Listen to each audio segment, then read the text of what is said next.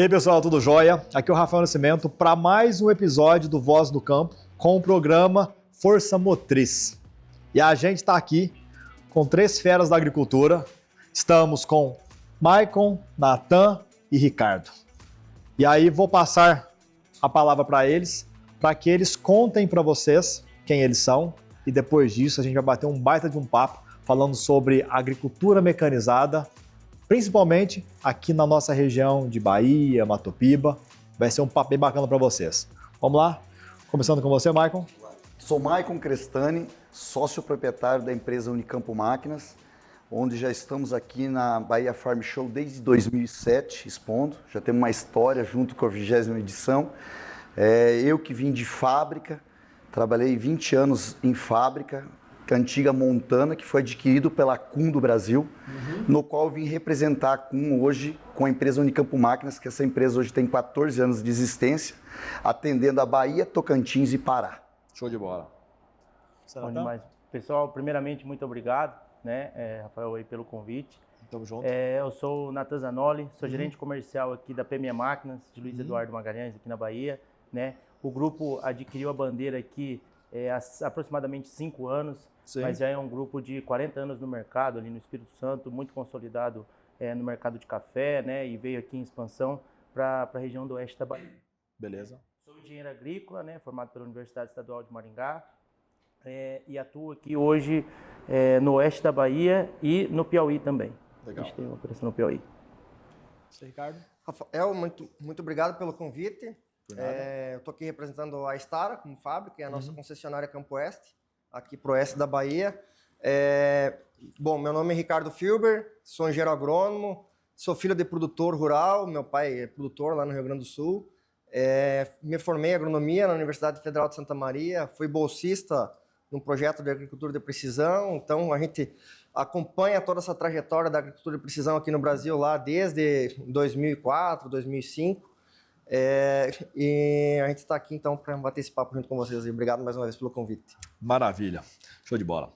Ô Maicon, você falou que está aqui há 14 anos já na região, na lida de frente com a empresa, né? 17 anos com Montana e 14 anos com a empresa. Não, então o que é isso? É tempo demais. Me diga um negócio. O perfil do agricultor mudou nesses últimos 15 anos? Rafael, assim, a gente veio de uma agricultura familiar, quando eu vim do sul para cá, como todos, aí o Filber é um exemplo. Quando eu cheguei aqui em 2007, conhecendo a agricultura do oeste da Bahia, uma agricultura que ela se renova e inova ano que passa. Eu, assim, cada vez que eu converso com o produtor rural, eu vejo o quanto eles são guerreiros, sabe? A gente começou vindo numa agricultura aqui, quando falava uma produção de 40, 50 sacos por hectare. Hoje já estamos falando aí de lavouras buscando 100 sacos por hectare. Exato. Então, não é que se inova em 15 anos, eu acho que a renovação é anual. Cada ano a gente tem um clima diferente, cada ano a gente tem um mercado diferente, uma commodity diferente, e cada ano a gente tem um meio de comércio diferente. Quando a gente se falava aqui no oeste da Bahia, há pouco tempo atrás, do comércio do milho, que não é uma commodity geral tabelando preço, falava do comércio do milho, a gente buscava o milho somente do consumo para o Nordeste. Hoje a gente fala de um consumo de milho tabelado, a safra, para o mercado de consumo local. A gente tem indústrias aqui. Isso é uma indústria que a gente nem buscava há menos de 2 anos atrás. Então, respondendo a tua pergunta, o mercado do agro renova, inova toda a safra. E isso, assim, a gente falava só sobre produtores rurais. Hoje a gente fala que eles são pessoas que estão, que nem nós, eles têm uma empresa do agro dentro da sua propriedade. Perfeito, perfeito. É um tema até que a gente tem discutido bastante, que a fazenda, ela precisa ser uma empresa, né? Exato. Hoje a gente fala assim, nós estávamos hoje em negociação com alguns clientes, eles já estão falando de investimento para a safra 2026, para a safra 2027, que a gente já acabou uma safra e automaticamente já está vendo as especulações para 2027. Safra sendo travada, produto sendo adquirido para a próxima safra. Então, nós estamos falando o quê? Uma negociação de uma safra que vai ser feita em 2027 com perspectiva já para 2028. Uhum. Perfeito, perfeito. E, Natan, você que lida com tratores, colheitadeiras, plantadeiras, hoje o cliente ele busca mais o que na máquina? Ele busca mais potência, mais tecnologia, ele busca tamanho. O que tem sido a busca maior do agricultor nos últimos anos? Bom, Rafael, o que eu notei, né, aqui nesses últimos anos que eu acompanho aqui a oeste da Bahia, né, eu sou muito mais novo e jovem aqui do que o Maicon, aí, do que o Ricardo aqui. Então, assim, o que acontece? Eu notei que eles buscam mais por ritmo operacional, né? Eu cheguei aqui em 2020, então assim, já cheguei com o município um pouco avançado, já estava, mas ainda cresceu muito de 2020 para cá. Por exemplo, 2020 não tinha semáforo ainda na cidade. Então, foi desenvolvendo, né? E o que eu percebi nesses 5 anos, assim como o município se desenvolveu? A busca do produtor hoje é por ritmo operacional. Ele precisa, com as janelas cada vez mais curtas, né? Ele precisa se adaptar à condição, né, de plantio que ele tem, à condição de colheita que ele tem. Antes, na Bahia, se falava-se em 2 safras, aí, até 3 quem tinha área irrigada. Hoje, algumas determinadas regiões, tem clientes que arriscam fazer uma 2ª safra no sequeiro. Então, assim, por conta da janela de plantio da soja, que ele consegue ali, com algumas variedades um pouco mais precoces, fazer essa 2ª safra. Então, a tecnologia, ela veio para o oeste da Bahia e ela ficou e está cada vez mais promissor, porque o produtor rural, ele está conseguindo enxergar que a tecnologia está auxiliando ele ao aumento da produtividade nessa pequena janela, né? Então, assim, o tempo hoje realmente é dinheiro para ele no final da conta. Então, ele tem que fazer as operações cada vez mais rápido. E isso exige um pouco mais de capacitação dos operadores dele, né? Então, a gente entra aí com todos nós que somos concorrentes, temos o sistema de capacitação de todos os operadores para que eles comprem as máquinas e consigam ali operá-las da melhor forma para conseguir desempenhar naquele determinada janela, aquele determinado trabalho. Então, é uma coisa que ela é muito rápida e ele não pode perder esse tempo, né? Então, eu vejo que hoje o produtor, o que ele mais busca no equipamento é o que ele vai trazer de ritmo operacional para aquela determinada atividade. Ou seja, a máquina, não, o que ele busca não é escolher uma das características, mas a característica que vai aumentar o ritmo operacional dele. Ou seja, a máquina vai ser maior e vai aumentar meu ritmo operacional? Vai. A tecnologia vai chegar e vai melhorar o meu trabalho? Então, vamos botando tudo isso para aumentar cada vez mais a nossa eficiência. E aí, o que acontece? Pegando um gancho nisso, a época que eu cheguei, eu consegui ter sucesso aqui, crescer aqui dentro do oeste da Bahia, por conta que a geração que eu cheguei já era uma geração um pouco mais jovem. Então, a geração de sucessão já era a geração um pouco mais da minha idade, que é uma pessoa que, não que o produtor que veio aqui e desbravou não tem essa adesão pela tecnologia, mas a facilidade de você mostrar que uma tecnologia ela vai ajudar no campo, ela vai aumentar esse ritmo operacional, o pessoal mais jovem conseguiu aí com a sucessão trazer isso, abraçar essa causa junto com a gente aí para poder mostrar o quanto isso faz a diferença. Sim, né? Com certeza, com certeza. E para falar disso, temos o Ricardo que ajudou a desenvolver a agricultura de precisão aqui no Brasil, né? E aí, eu queria que você fizesse uma comentada para a gente do como foi esse avanço da agricultura de precisão e da resistência ou aceitação dos agricultores em pegar essa tecnologia e trazer para dentro da propriedade. Bom, Rafael, passa um filme na cabeça, né? Quando Eu imagino. gente faz essa retrospectiva, né? Lá em 2004, 2005, quando a gente começou a fazer pesquisa aqui no Brasil, a maioria dos equipamentos eles eram importados. Então, muitos vinham em alemão ou inglês, então tinha a dificuldade do idioma, né, de, vamos dizer, trazer com que essa tecnologia ficasse amigável para o produtor. Sem falar que o custo era absurdo, né? Muitas vezes um sistema de taxa variável era mais caro do que o equipamento, né? E aí, na época do Projeto Aquários, que é um dos projetos da agricultura de precisão que ainda hoje existem lá na Universidade de Santa Maria, junto com a região de Numetoque ali, do Rio Grande do Sul, onde é desenvolvido, a gente tinha que ir a campo lá, fazer a coleta de solo à mão, levar para o laboratório, fazer análise de solo, a interpretação, levar para a máquina, e muitas vezes tinha que levar um dicionário junto, porque o controlador estava em inglês, o operador, ele só sabia o botão que ele tinha que apertar, ele não sabia o que estava escrito, né? Tinha que traduzir. E eu acredito que o grande salto foi quando a gente trouxe essa tecnologia para o Brasil, nacionalizou, começou a produzir tecnologia no Brasil adequada para a nossa realidade. Não é algo que vem aqui e o produtor ele tem que seguir daquela forma. A gente customizou isso. A partir do momento que a gente começou a produzir tecnologia no Brasil, a gente customizou isso para a nossa realidade, para o nosso operador. E eu acho que aí foi o grande salto, né? Se a gente olha para o que a gente tinha lá hoje, lá atrás, né? 20 e poucos anos atrás, o produtor ele tinha medo, né? Ele achava que era um investimento muito alto e que ele poderia ficar na mão. Hoje já é o contrário, né? Hoje o produtor olha assim, mas essa máquina ela tem taxa variável? O que o controlador me entrega, né? O que eu tenho de acesso? Então, mudou bastante. Claro que isso passa pelas gerações, né? Passa pelas gerações, as novas gerações são mais adeptas e, sem dúvida alguma, isso tem puxado essas novas gerações a permanecer no campo, né? Se a gente olhar 20 anos atrás, né, o filho vendo o pai sofrendo na agricultura, que motivação ele tinha, né, para continuar, né?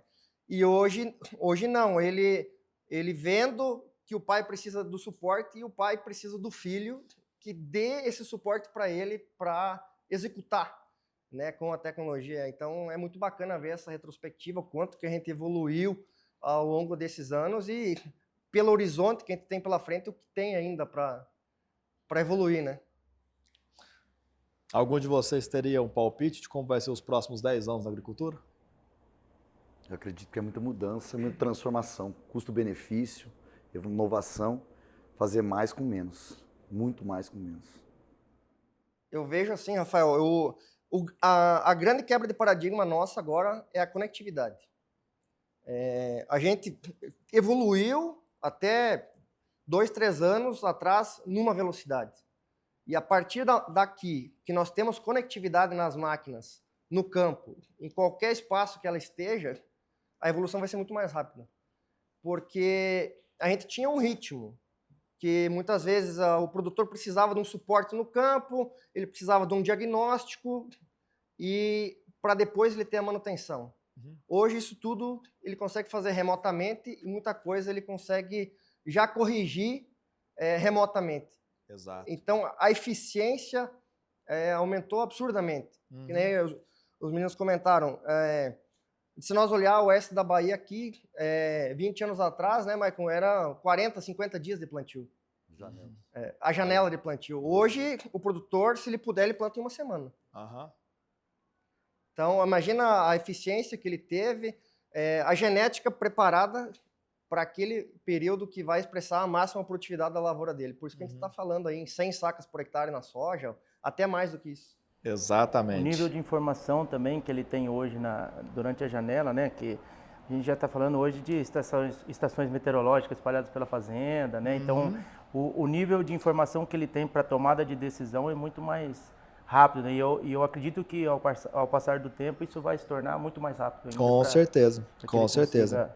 E o que mais assim a gente vê também, o pessoal está muito evoluído em clima, tempo, e hoje com a entrada da irrigação aí, ó, dá muita segurança da janela quando vem falar de um El Niño em si, porque o agricultor está mais preparado. É que nem o Filber falou, quando a gente ia falar de um clima, tempo, você não sabia o que vinha, a gente ficava estudando o mercado. Hoje não, o pessoal está seguro com armazenagem, está seguro com qualidade, tecnologia, inovação e irrigação. Só precisamos do solo como base. Exatamente. E fazendo um adendo, Rafael, eu vejo que com a conectividade a automação vai ganhar força. Sim. Uma das limitações hoje para a automação era a questão da conectividade, né? e a partir do momento que você tem essa conectividade, a automação ela vai ganhando espaço. Claro que tem muito a evoluir ainda, né? Para o produtor ter segurança, né? Para ele dar esse passo, mas eu acredito que não vai demorar muito para a gente ter as primeiras experiências e vai precisar passar por adaptações, como tudo, né? Que a gente teve de evolução até aqui, mas é algo que vem com certeza para aumentar ainda mais o ritmo das operações aqui. Perfeito. Quando o Ricardo fala sobre conectividade, muita gente do outro lado da tela vai pensar assim, mas a gente já tem Starlink. É só botar Starlink na máquina que você tem conectividade. O problema, pessoal, é custo.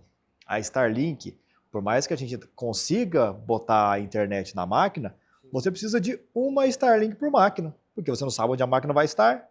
E aí, quando você pensa numa fazenda que tem lá suas 20, 30 máquinas, uma Starlink em cada uma, valor fixo inicial e depois mensalidade das assinaturas. Então, existe já uma solução, é o que a gente fala muitas vezes.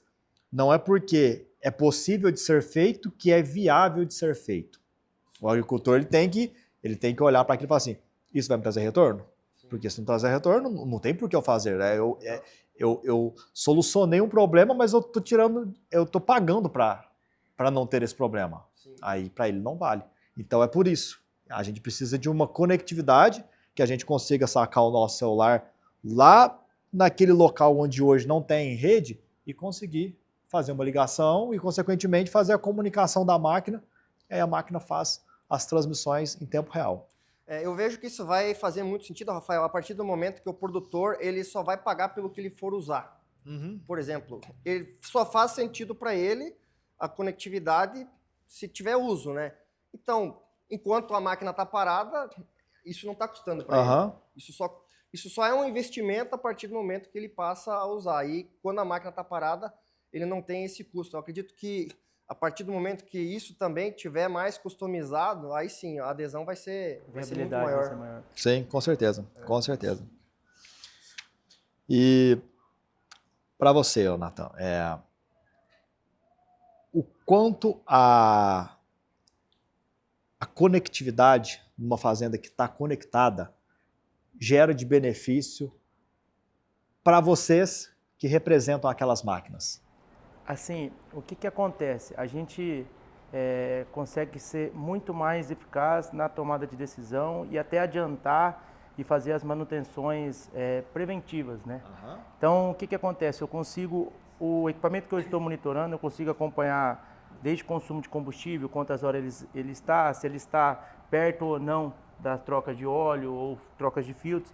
Isso eu consigo antecipar, né, o meu cliente, consigo entrar em contato com ele, antecipar essas manutenções e até alertá-lo, né, para as futuras manutenções, onde consegue ficar a questão do que eu falei da manutenção preventiva, né? A gente conseguir prevenir um erro lá na frente por ser, que nem você falou, as fazendas sempre têm 30, 20, 10, 15 máquinas, né? Então, para ele ter esse cuidado com a frota e a gente conseguir estar do lado do cliente também, fazendo essa manutenção junto com ele, né?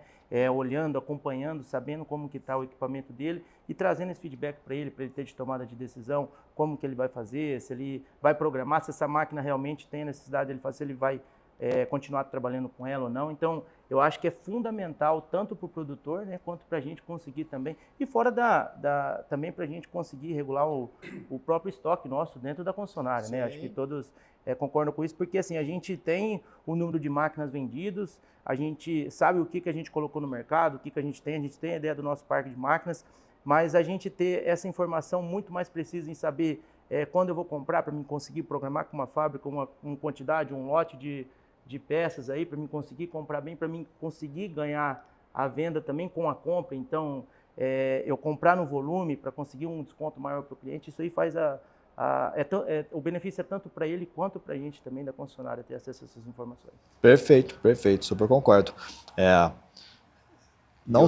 Só um pouquinho complementando aqui, eu acho que o Filber acabou de falar, uma vez a gente falava de um plantio de 40 dias. Uhum. Hoje nós temos uma janela aí de 7, 15 dias. Uhum. E imagine hoje, Luiz Eduardo é um centro, um polo, onde que a gente atende muita regional. Nós estamos falando máquinas operacional 500, 700 quilômetros daqui. Aí eu tive, além de uma manutenção preventiva, foi falado aqui, que é interessante, que a gente consegue se organizar com essas revisões. Imagine uma máquina parada em tempo real numa janela curta, onde a gente tem que deslocar uma pessoa 700, 600 quilômetros daqui, em muitos locais de fazenda de difícil acesso. E você ter um acesso em tempo real, e fazer o operacional virar uma assistência técnica num start, e fazer com que essa máquina volte ao campo num trabalho em tempo recorde, isso faz todo sentido. Com certeza. E a gente fala assim, por quê? Mesmo que você centralize a tua mão de obra, que a gente sempre falando, tem dificuldade de mão de obra, mas e o tempo? O tempo da máquina parada, quanto custa operacional? Sim. A perca, a lagarta vai esperar? O clima vai esperar? A ferrugem vai esperar? Então, assim, eu acho que o que o Filber fala, conectividade em tempo real, a gente está falando de uma assistência técnica remota dentro de uma sala com telas e computador. Regulando a máquina ou olhando a tela como que você está vendo a máquina em tempo real. Isso é uma evolução que nunca ninguém esperava. A gente fala de técnicos operacionais remoto, conhecendo mais do departamento técnico do que a própria mecânica. Sim.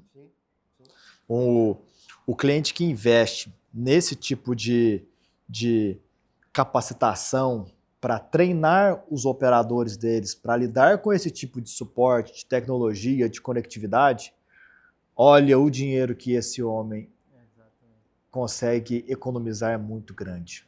É muito grande. Eu estava conversando com um amigo esses dias, ele falou assim, o vizinho meu deixou de fazer revisão básica na máquina e tudo mais, o chicote pegou fogo, queimou a máquina inteira. Assim, por não ter feito uma revisão diária da máquina, que é um negócio básico, que geralmente a gente faz quando vai pegar um carro alugado, por exemplo. A gente vai pegar o carro alugado, a gente dá uma olhada na lataria e tal, o motor veio, acabou, a gente fez isso. Fazer isso na máquina todos os dias, que é um item básico. Agora imagina se o cara consegue analisar os dados de telemetria, consegue entender um pouco mais de diagnóstico, consegue trabalhar bem com GPS e piloto automático, economiza tanta energia que a gente gasta hoje, porque tem muita energia que a gente gasta hoje é para apagar fogo, né? Sim. É para apagar fogo. Aí, quando a gente está apagando fogo, a gente está deixando de progredir, porque a gente está só tentando nos manter na posição que nós já estamos. Agora, a partir do momento que a gente tiver pessoas mais capacitadas para conseguir resolver problema, porque às vezes você não precisa mandar o técnico a 700 km de distância. Às vezes você manda por um problema que o cara conseguir resolver lá. Só que ele não sabe, ele às vezes não teve a força de vontade para escafunchar o negócio e tentar resolver. Tem para detectar, né, o problema. Tem muitas vertentes isso daí, né? E aí a gente fala aí, até pouco tempo você falava assim, nossa, aquela máquina consome tanto de diesel, ela bebe demais diesel. E aí tu hoje fala assim, se eu pegar o consumo de diesel versus hectare de rentabilidade, aí eu sei o que a máquina está produzindo. Muda totalmente o consentimento. Sim, exatamente. E olha o contrassenso que a gente tem, Rafael. Olha o que a tecnologia nos traz. Muitas vezes o produtor, sem essa informação, ele pode chegar à conclusão que ele está com pouca máquina. Ele precisaria investir em ter mais um equipamento para executar a tarefa. Mas tendo a informação da eficiência do equipamento, do tempo que a máquina fica parada, que ele demora para abastecer, do deslocamento que ele tem, só reorganizando isso dentro da fazenda, com essa informação, muitas vezes ele consegue fazer melhor a operação com a própria máquina que ele já tem. Com certeza, com certeza. Então, é até um paradoxo, né? A gente está gerando uma informação para o cliente onde ele vai deixar de comprar de nós.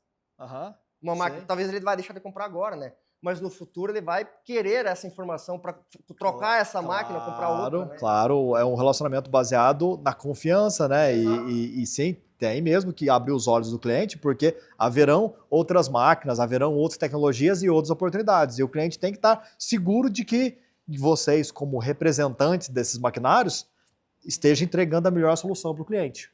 Super concordo. E outro ponto, Rafael, hoje a gente falou, anteriormente está falando que a agricultura mudou, evolução.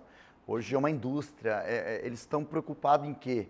Comprar defensivos num preço justo, vender. Você vai hoje a maioria nos escritórios, o menino pode ver aí, o cara está lá com a tela de bolsa de valores ligado no tempo real. Uhum. Ele não tem o tempo de estar preocupando se a máquina quebrou, se o filtro chegou ou coisa assim. A máquina tem que chegar lá e produzir, entregar o resultado para ele olhar, continuar olhando aquela tela, ver o que está no bolso de Chicago, como que está hoje os prêmios, continuar olhando aquilo lá. Sim. E quando chega o resultado para ele, a máquina deu problema, a máquina não produziu, e você puxar o histórico, que nem o Filber falou, do consumo, rentabilidade, tempo parado, que às vezes ele não precisa adquirir uma máquina, só melhorar o seu manejo no abastecimento. Sim, exato. Ou melhorar o seu manejo de lubrificação de diesel para a máquina ficar, tá lá no campo e não voltar para a sede. Uhum. Então, só isso aí já é um ganho empresarial muito grande nessa parte da agricultura.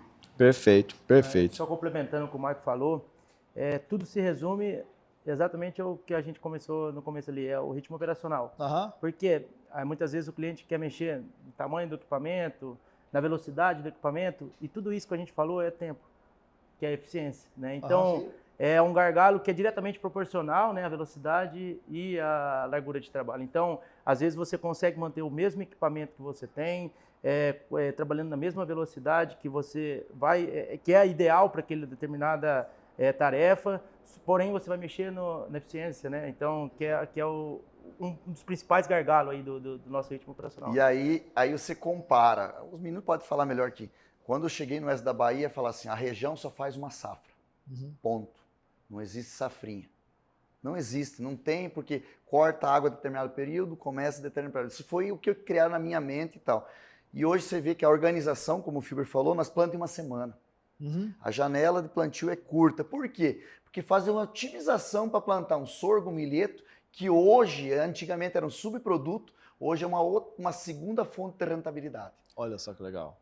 E aí, com todo esse ciclo que a gente está falando, a máquina interligada, o tempo recorde de plantio, com toda a colheita em tempo ótimo, usando o secador, a estrutura que tem na fazenda, com certeza vai virar uma segunda safra que uma vez o oeste da Bahia não via falar. E, enquanto eu estou aqui, a pluviosidade sempre foi a mesma. Né, Maicon, a gente está vendo essa evolução agora nos últimos, 3, 4 anos, né?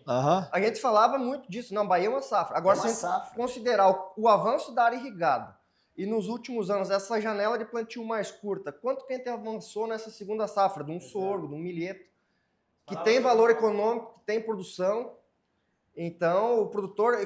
E aí ele está otimizando, né? Ele está otimizando a área dele. Ele está produzindo com o mesmo equipamento, ele está fazendo 2 vezes. Perfeito, otimizando a mesma mão de obra, ganhando o mesmo tempo em lavoura, otimizando as máquinas nossas em campo e o cara tendo uma segunda safra tranquilo, porque quando a gente falava de milheto, é cobertura. Vou plantar aqui para ter como cobertura de palhada. E hoje é um mercado que tem compra. Então, falar o sorgo, está tendo mais procura às vezes do sorgo do que o próprio milho. Olha só. Sim. Entendeu? Então, assim, mas tudo isso tem que ter um sincronismo. E eu acho que, assim, a evolução constante da agricultura com maquinários, que está aqui um exemplo, faz uma grande soma no final da conta. Com toda certeza, pessoal. Viu só? Começamos falando sobre eficiência operacional, arrematamos falando de eficiência operacional. E imagina o que vai acontecer nesse solo baiano e da região do Mato Piba como um todo, com as tecnologias que vão vir nos próximos anos. O bate-papo hoje foi muito bom, nós precisamos já finalizar, mas daria para ter assunto aí por mais umas 3, 4 horas. Agradeço a presença e contribuição de vocês. Obrigado por dedicar um pouco do tempo de vocês e vir aqui compartilhar essa informação para o nosso público, que é um bate-papo tão importante para o agricultor saber como é essa dinâmica das máquinas agrícolas e ter um panorama geral de como foi, como será, o que está acontecendo. E já convido vocês para acessar os perfis oficiais da IBA e assistir os outros episódios que a gente já tem do Força Motriz. Um abraço e obrigado mais uma vez. Até mais, pessoal. Obrigado.